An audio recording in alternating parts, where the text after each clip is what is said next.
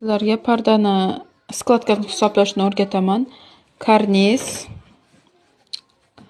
Karnizimiz 230. Shuni 2,5 barabarini olamiz. Men 2,5 barabarini olgandan keyin chetidan 10 kirgizdim. Materialim. Keyin oxiri cheklarni kirgizgandan keyin o'lchab olamiz. Materialim 560 qoldi.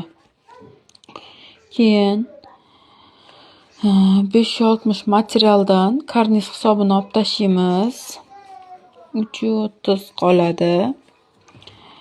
Keyin 230 karnizni nechta skladga tushirmoqchi bo'lsak, shunga men 20 ta skladga tushirmoqchiman. 20 ta skladkaga bo'lganimda 11,5 sm tushdi.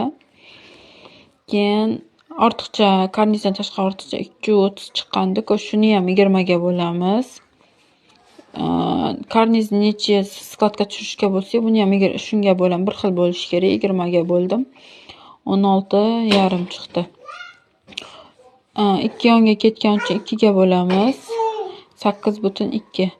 Material tepasiga belgilaymiz. Masalan, shuni material hisobi deb bilsak, yonlari mana qaytarilgan.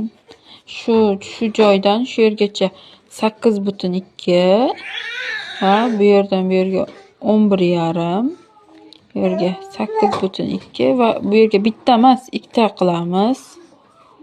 Keyin 11,5 yozamiz. Shunaqa qilib hisoblaymiz.